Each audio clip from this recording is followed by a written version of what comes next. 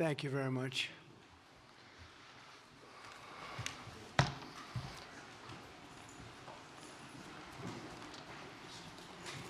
That's a lot of press. Congratulations. You bring them out. You really bring them out. Today, I'm delighted to welcome Israeli Prime Minister Benjamin Netanyahu back to the White House. It's a wonderful feeling and a wonderful event. We had fantastic talks, and thank you very much with your staff. He's the first foreign head of state to visit during our administration, and Bibi, I want to say it's an honor to have you with us. Over the past 4 years, the U.S. and the Israeli alliance has been tested more than any time in history. But the bonds of friendship and affection between the American and Israeli people have endured for generations, and they are absolutely unbreakable. They are unbreakable. I'm confident that under our leadership, the cherished alliance between our two countries will soon be stronger than ever. We had a great relationship. We had great victories together 4 years ago. Not so many victories over the past 4 years, however. In my first term, Prime Minister and I forged a tremendously successful partnership that brought peace and stability to the Middle East like it hadn't seen in decades. Together, we defeated ISIS. We ended the disastrous Iran nuclear deal, one of the worst deals ever made, by the way, and imposed the toughest ever sanctions on the Iranian regime. We starved Hamas and Iran's other terrorist proxies, and we starved them like they had never seen before. Resources and support disappeared for them. I recognized Israel's capital, opened the American embassy in Jerusalem, and got it built, by the way. Built it too, just not only designated it, but got it built at a price that nobody's seen for 40 years. We got it built, it's beautiful, all Jerusalem stone, right from nearby, and it's something that's very special.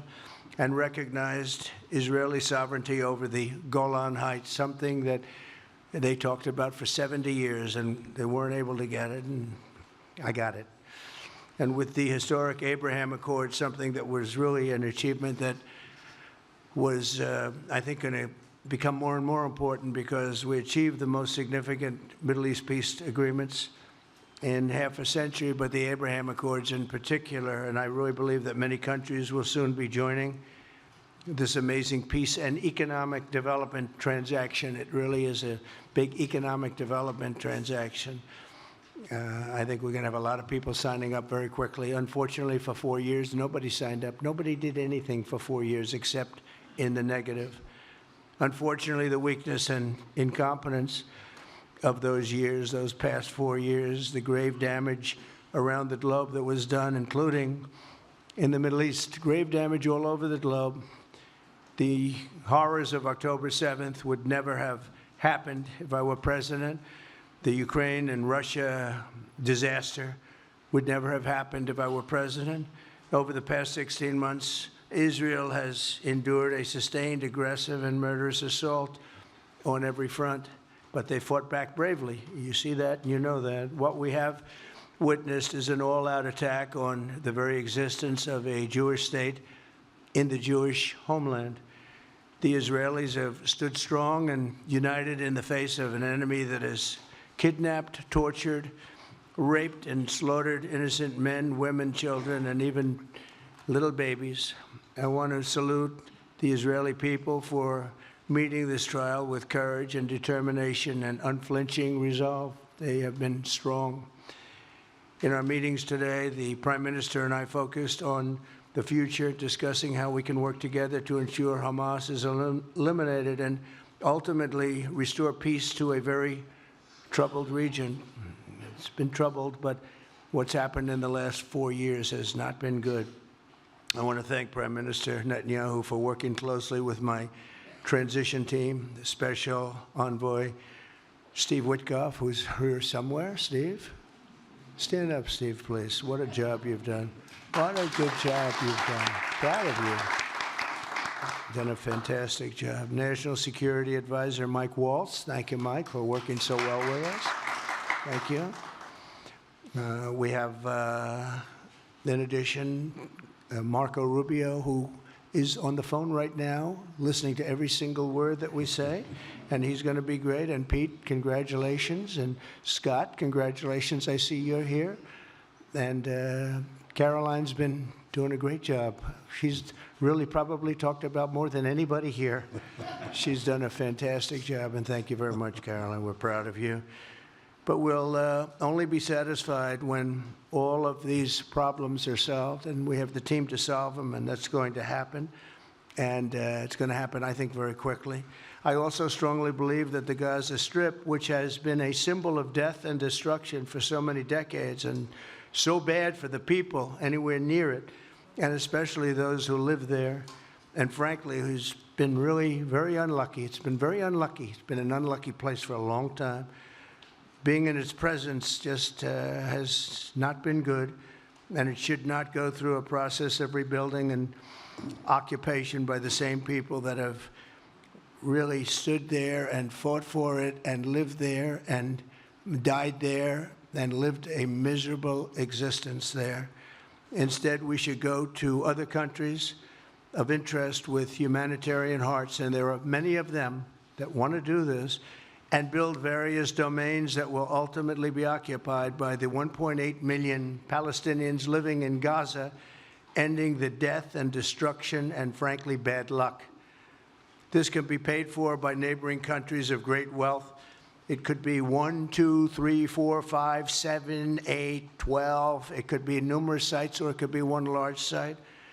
But the people will be able to live in comfort and peace, and we'll make sure something really spectacular is done. They're going to have peace. They're not going to be shot at and killed and destroyed like this civilization of wonderful people has had to endure. The only reason the Palestinians want to go back to Gaza is they have no alternative. It's right now a demolition site. This is just a demolition site. Virtually every building is down. They're living under fallen concrete that's very dangerous and very precarious.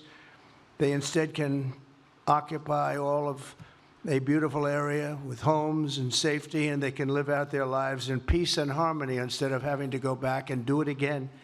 The U.S. will take over the Gaza Strip, and we will do a job with it, too. We'll own it and be responsible for dismantling all of the dangerous unexploded bombs and other weapons on the site, level the site and get rid of the destroyed buildings, level it out, create an economic development that will supply unlimited numbers of jobs and housing for the people of the area. Do a real job. Do something different. Just can't go back. If you go back, it's going to end up the same way it has for 100 years. I'm hopeful that this ceasefire could be the beginning of a larger and more enduring peace that will end the bloodshed and killing once and for all. With the same goal in mind, my administration has been moving quickly to restore trust in the alliance and rebuild American strength throughout the region. And we've really done that. We're a respected nation again. A lot's happened in the last couple of weeks. We are actually a very respected nation again. I ended the last administration's de facto arms embargo on over $1 billion in military assistance for Israel. And I'm also pleased to announce that this afternoon, the United States withdrew from the anti-Semitic UN Human Rights Council and ended all of the support for the UN Relief and Works Agency, which funneled money to Hamas and which was very disloyal to humanity. Today, I also took action to restore a maximum pressure policy on the Iranian regime, and we will once again enforce the most aggressive possible sanctions, drive Iranian oil exports to zero, and diminish the regime's capacity to fund terror throughout the region and throughout the world. We had no threat when I left office. Iran was not able to sell oil. Nobody was buying oil because I said, don't buy it. If you buy it, you're not doing any business with the United States. And Hamas was not being funded. Hezbollah was not being funded. Nobody was being funded. There would never have been an October 7th. 2 weeks ago, I once again designated the Houthis as a terrorist organization. They're trying to destroy world shipping lanes, and that's not going to happen. And over the weekend, I ordered airstrikes against senior ISIS leaders hiding in the caves of Somalia and took them out. Here in America, we've begun the process of deporting foreign terrorists, jihadists, and Hamas sympathizers from our soil, just as we have people that are extremely evil, and we're sending them out of our country. They came from jails. They came from mental institutions and insane asylums, and they were dumped into our country. They're gang members. We're getting them out at numbers that nobody can actually believe. And every single country is taking those people back. They said they would never take them back, and they're all taking them back, and they're taking them back very gladly. And I recently signed an executive order combating the vile wave of anti-Semitism that we've seen in the aftermath of the October 7th attacks. Together, America and Israel will renew the optimism that shined so brightly just 4 years ago. It was really a bright, beautiful light. We will restore calm and stability to the region and expand prosperity, opportunity, and hope to our nations and for all people of the Middle East, including the Arab and Muslim nations. Very important. We want the Arab and Muslim nations to have peace and have tranquility and have great lives. I'd like to now invite Prime Minister Netanyahu to say a few words, and we'll take some questions afterwards. Thank you very much. Thank you, Mr. President. I'm honored that you invited me to be the first foreign leader to visit the White House in your second term. This is a testament to your friendship and support for the Jewish state and the Jewish people. I've said this before, I'll say it again. You are the greatest friend Israel has ever had in the White House.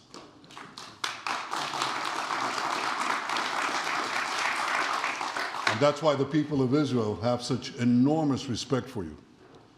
In your first term, you recognized Jerusalem as Israel's capital. You moved the American embassy there. You recognized Israel's sovereignty over the Golan Heights.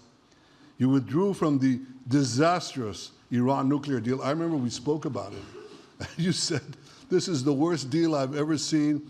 I'm elected, I'm walking out of it. That's exactly what you did. And I think it speaks loudly for just common sense, just looking at things and seeing them as they are. And of course, you also brokered the groundbreaking Abraham Accords in which Israel made peace with 4 Arab states. We did this in 4 months. Nothing happened for a quarter of a century, but in 4 months, we were able, working together under your leadership, to have 4 historic peace accords. And now in the first days of your second term, you picked up right where you left off. Your leadership helped bring our hostages home, among them American citizens. You freed up munitions that have been withheld from Israel. They had been withheld from Israel in the midst of a 7-front war for our existence. And you just freed it. You ended unjust sanctions against law-abiding Israeli citizens. You boldly confronted the scourge of anti-Semitism. You stopped funding, as you just said, international organizations like UNRWA that support and fund terrorists. And today, you renewed the maximum pressure campaign against Iran. Ladies and gentlemen, all this in just 2 weeks. Can we imagine where we'll be in 4 years? I can. I know you can, Mr. President. For our part, we in Israel have been pretty busy too. Since the horrendous October 7th attack, we've been fighting our common enemies and changing the face of the Middle East. On that infamous day, Hamas monsters savagely murdered 1,200 innocent people, including more than 40 Americans.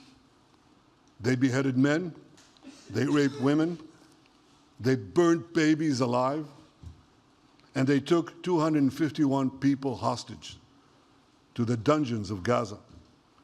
And after this worst attack on Jews since the Holocaust, Iran and its henchmen in the Middle East were absolutely ecstatic. Haniya praised the massacre. Sinwar said that Israel was finished. Nasrallah boasted that Israel was, here's what he said, as feeble as a spider's web. Well, Mr. President, Haniya is gone. Sinwar is gone. Nasrallah is gone. We've devastated Hamas. We decimated Hezbollah. We destroyed Assad's remaining armaments. And we crippled Iran's air defenses. And in doing this, we've defeated some of America's worst enemies. We took out terrorists who were wanted for decades for shedding rivers of American blood, including the blood of 241 Marines murdered in Beirut. We accomplished all this with the indomitable spirit of our people and the boundless courage of our soldiers. The Bible says that the people of Israel shall rise like lions, and boy did we rise. Today, the roar of the Lion of Judah is heard loudly throughout the Middle East. Israel has never been stronger, and the Iran terror axis has never been weaker. But as we discussed, Mr. President, to secure our future and bring peace to our region, we have to finish the job. In Gaza, Israel has three goals: destroy Hamas's military and governing capabilities, secure the release of all of our hostages, and ensure that Gaza never again poses a threat to Israel. I believe, Mr. President, that your willingness to puncture conventional thinking that has failed time and time and time again, your willingness to think outside the box with fresh ideas will help us achieve all these goals. And I've seen you do this many times. You cut to the chase. You see things others refuse to see. You say things others refuse to say. And after the jaws drop, people scratch their heads and they say, you know, he's right. And this is the kind of thinking that enabled us to bring the Abraham Accords. This is the kind of thinking that will reshape the Middle East and bring peace. We also see eye to eye on Iran. That's the same Iran that tried to kill us both. They tried to kill you, Mr. President. They tried through their proxies to kill me. We're both committed to rolling back Iran's aggression in the region and ensuring that Iran never develops a nuclear weapon. Mr. President, ladies and gentlemen, Israel will end the war by winning the war. Israel's victory will be America's victory.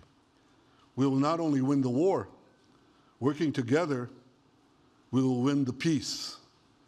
With your leadership, Mr. President, and our partnership, I believe that we will forge a brilliant future for our region and bring our great alliance to even greater heights. Thank you. Thank you very much, baby. Very nice. Thank you. And J.D. Vance, everybody. J.D., please, Vice President, stand up. He's been doing a good job. He's been working very hard on all things, but this in particular. We'll take some questions, please. Yes, ma'am. Go ahead, please. Go ahead. Yeah, go ahead. Mr. President, can a normalization deal with Saudi Arabia be achieved without the acknowledgement of a Palestinian state? That question for you too, Mr. Prime Minister. And Mr. President, given what you've said about Gaza, did the U.S. send troops to help secure the security vacuum? So Saudi Arabia is going to be very helpful, and they have been very helpful. They want peace in the Middle East. It's very simple. We know their leader and their leaders very well. They're wonderful people, and they want peace in the Middle East. As far as Gaza is concerned, we'll do what is necessary. If it's necessary, we'll do that. We're going to take over that piece, and we're going to develop it, create thousands and thousands of jobs, and it'll be something that the entire Middle East can be very proud of. But everybody feels that continuing the same process that's gone on forever, over and over again, and then it starts, and then the killing starts, and all of the other problems start, and you end up in the same place, and we don't want to see that happen. So by the United States, with its stability and strength, owning it, especially the strength that we're developing and developed over the last fairly short period of time, I would say really since the election, I think we'll be a keeper of something that is very, very strong, very powerful, and very, very good for the area, not just for Israel, for the entire Middle East, very important. And we'll, again, have thousands of jobs, and there'll be jobs for everyone, not for a specific group of people, but for everybody. Okay, please. I think peace between Israel and Saudi Arabia is not only feasible, I think it's going to happen. I think if we had another half a year in your first term, it would have already happened. True. Many, many more, I agree, many more would have nations. I think you can't prejudge and pre-guess how we'll achieve it, but I'm committed to achieving it. And I know the president is committed to achieving it, and I think the Saudi leadership is interested to achieve it. So we'll give it a good shot, and I think we'll succeed.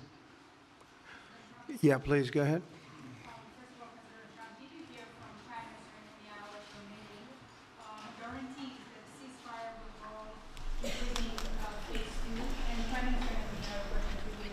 Why are you refusing to set up a national commission to investigate failures of the process? Well, I can't tell you whether or not the ceasefire will hold. We've done, I think, a very masterful job. We weren't helped very much by the Biden administration, I can tell you that. But we've gotten quite a few hostages out. We're going to get more out. But we're dealing with very complex people. And we are going to see whether or not it holds. We certainly want to have more come out. They've come out damaged in many ways, very damaged people. But they're going to get better, and they're going to be strong, and they're going to have a good life. And we hope to get as many as possible out. Whether or not it holds, I don't know. We hope it holds. We hope it holds. I think that at the appropriate time, which I think will enable us to really investigate what happens, what were the causes of the failures, by an independent commission that will be accepted by the majority of the people. We don't want it accepted by one half of the people and not the other. I think we should have it, and we should find out exactly what happened. I'm insisting on it. And believe me, it'll surprise a lot of people when it happens. Kelly, go ahead. You are outlining something that is really quite striking tonight. You are talking about, thank you, Mr. President, Mr. Prime Minister. You are talking tonight about the United States taking over a sovereign territory.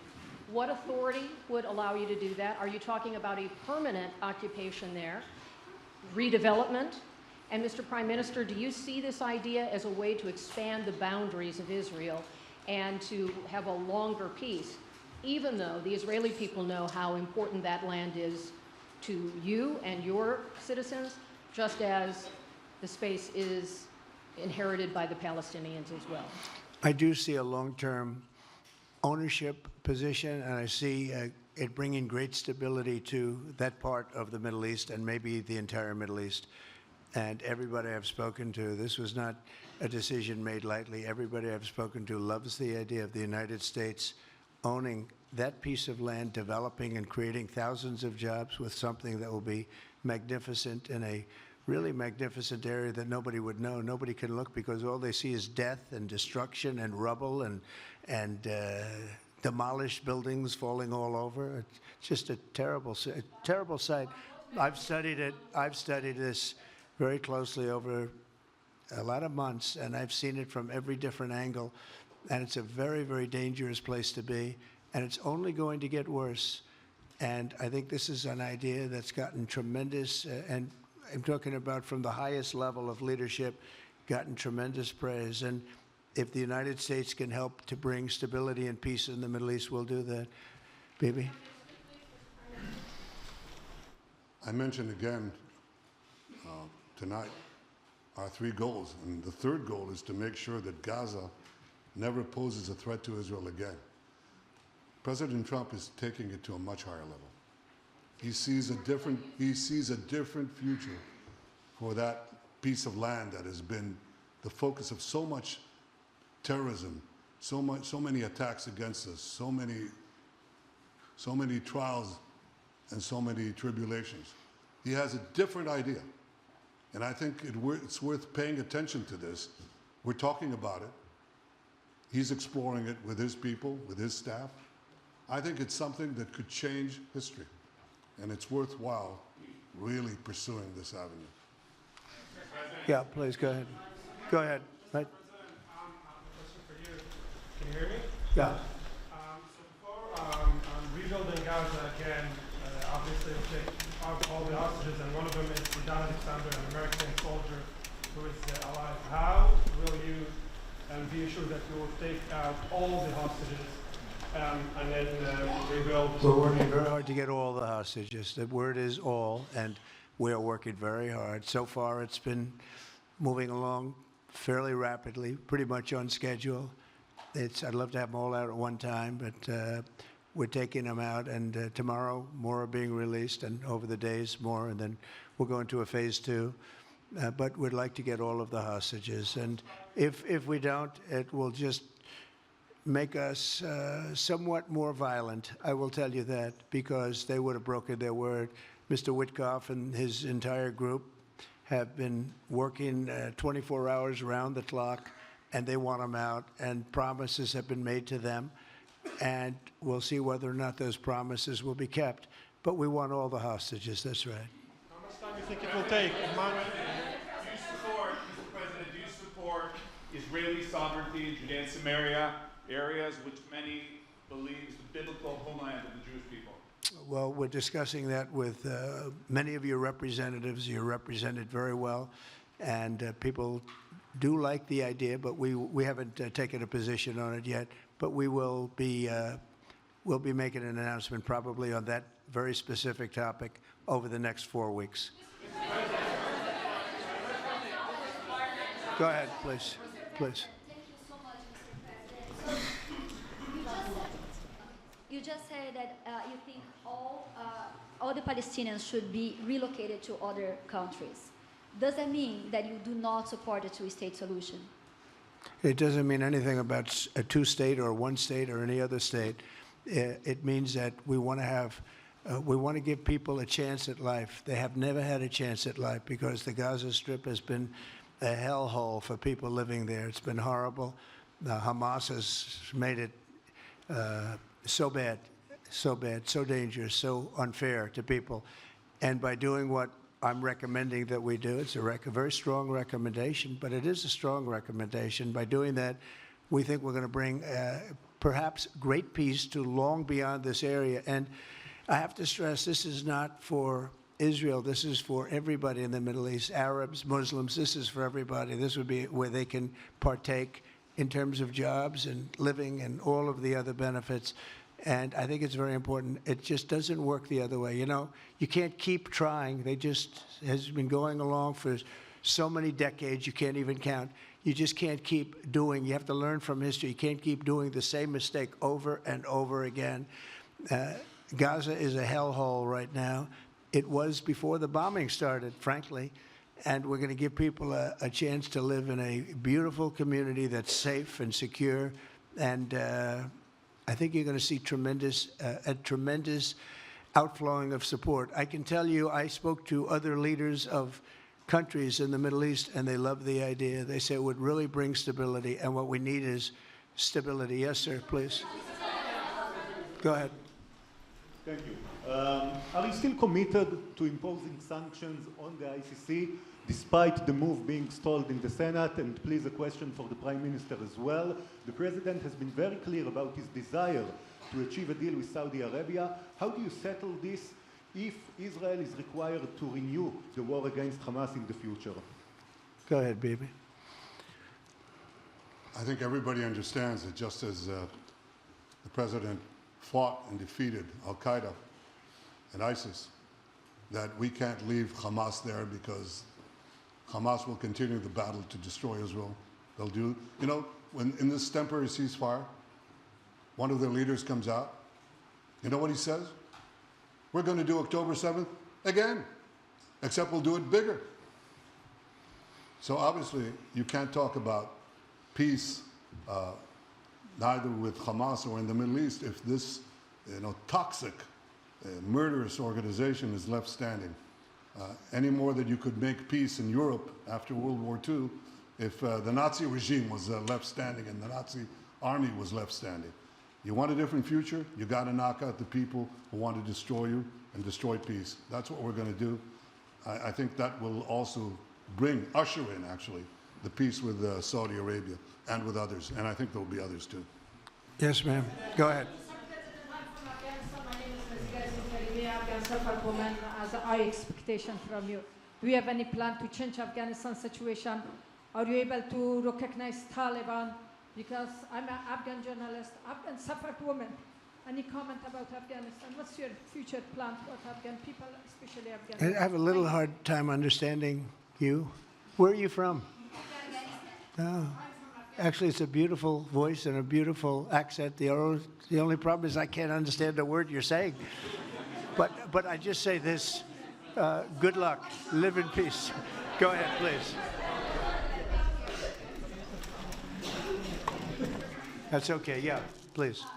Prime Minister, you said earlier today that it was tough for you to implement these sanctions on Iran, but you did indicate that you were willing to negotiate with them. What would that look like, and are you in conversations with them? And the same for the Prime Minister, sir. I hated doing it. I want Iran to be peaceful and successful. I hated doing it. I did it once before, and we brought them down to a level where they were unable to give any money. They had to survive themselves, and they had no money. They were essentially broke, and they had no money for, as I said, Hezbollah. They had no money for Hamas. They had no money for any form of terror. The 28, if you call it, the 28 sites of terror, they had no money for any of it. They had to do their own and focus on their own well-being. And I hated to do it then, and I hate to do it just as much now. And I say this, and I say this to Iran, who's listening very intently. I would love to be able to make a great deal, a deal where you can get on with your lives and you'll do wonderfully. You'll do wonderfully. Incredible people, industrious, beautiful, just an unbelievable group of people in Iran. And I know them well, have many friends from Iran and many friends that are Americans from Iran, and they're very proud of Iran. But I hated to do it, just so you understand. And I hope we're going to be able to do something so that it doesn't end up in a very catastrophic situation. I don't want to see that happen. I really want to see peace, and I hope that we're able to do that. They cannot have a nuclear weapon. It's very simple. I'm not putting restrictions. They cannot have one thing. They cannot have a nuclear weapon. And if I think that they will have a nuclear weapon, despite what I just said, I think that's going to be very unfortunate for them. If, on the other hand, they can convince us that they won't, and I hope they can. It's very easy to do. It's actually very easy to do. I think they're going to have an unbelievable future. Yeah, please, sir, go ahead. You just laid out your plan for Gaza. Yes. Can you lay out your plan for Ukraine and also... For Ukraine? For Ukraine, yes. You consider yourself a strong leader. You blamed your predecessor for letting Russia to take over Ukraine. Will you demand from Putin to get out of Ukraine, from sovereign territory of Ukraine? So we're dealing right now on the subject. I don't want to spend a lot of time because we're here for another reason, but we are having very good talks, very constructive talks on Ukraine. And we are talking to the Russians. We're talking to the Ukrainian leadership. It would have never happened. That would have never happened. It should have never happened. I get reports every week, the number of soldiers, mostly soldiers now. The cities have been largely demolished. You talk about a very sad sight to see. We talk Gaza. Well, many of these cities look as bad as Gaza and worse, what's happened to them. And I want to see that end. And I want to see it end for one simple reason, the life of young people being absolutely obliterated on both sides. You probably have 700,000 Ukrainian soldiers dead, 800,000, maybe more Russian soldiers dead. It's very flat land, and the only thing that's going to stop a bullet is a human body, in this case, usually soldiers. and the numbers are staggering. When you hear the real numbers in Ukraine, what the numbers are, and this doesn't include the cities that have been demolished and all of the people that were killed.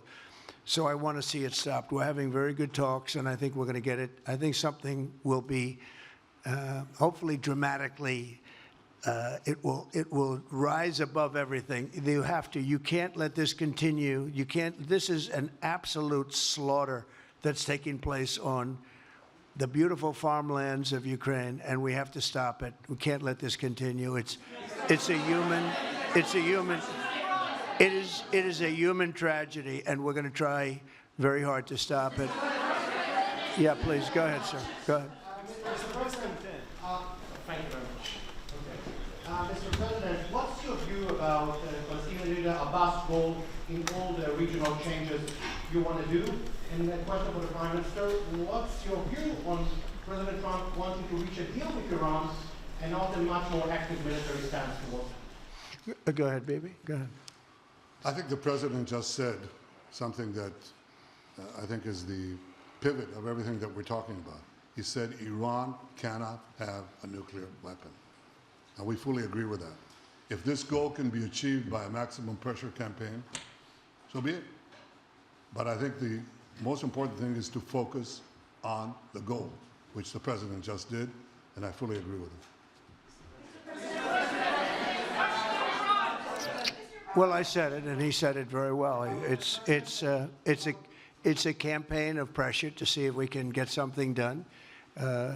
He doesn't want to do what some people think will automatically happen because they're very difficult people to deal with, as you know.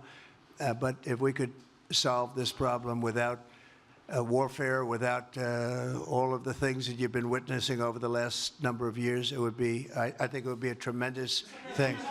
Go ahead, please. Do you have any plans to visit Israel soon? To visit where? Israel and Gaza. Oh, well, I love Israel. I will visit there, and I'll visit Gaza, and I'll visit Saudi Arabia, and I'll visit other places all over the Middle East. The Middle East is an incredible place, so vibrant, so it's just one of the really beautiful places, and with great people. And I think a lot of bad leadership has taken place in the Middle East that's allowed this to happen. It's just terrible. And that includes on the American side, by the way. We should have never gone in there a long time ago, spent trillions of dollars and created so much death. So that includes Americans. But yeah, I'll be visiting a lot of different places in the Middle East. I've been invited everywhere, but I will be visiting some, yeah. Okay. Let's go. Caitlin, go ahead. Caitlin. Thank you so much, President Trump. Caitlin, just to go follow ahead. up on what you were saying there. Say it. Go ahead, please. Just to follow up on what you were saying about the Gazans leaving Gaza, going to other countries. One, where exactly are you suggesting that they should go? And two, are you saying they should return after it's rebuilt? And if not, who do you envision living there? I envision a world, people living there, the world's people. I think you'll make that into an international, unbelievable place. I think the potential in the Gaza Strip is unbelievable. And I think the entire world, representatives from all over the world will be there, and they'll live there. Palestinians also. Palestinians will live there. Many people will live there. But they've tried the other, and they've tried it for decades and decades and decades. It's not going to work. It didn't work. It will never work. And you have to learn from history. History has, just can't let it keep repeating itself. We have an opportunity to do something that could be phenomenal. And I don't want to be cute. I don't want to be a wise guy, but the Riviera of the Middle East, this could be something that could be so bad. This could be so magnificent. But more importantly than that is the people that have been absolutely destroyed that live there now can live in peace in a much better situation because they're living in hell. And those people will now be able to live in peace. We'll make sure that it's done world class. It'll be wonderful for the people. Palestinians mostly we're talking about.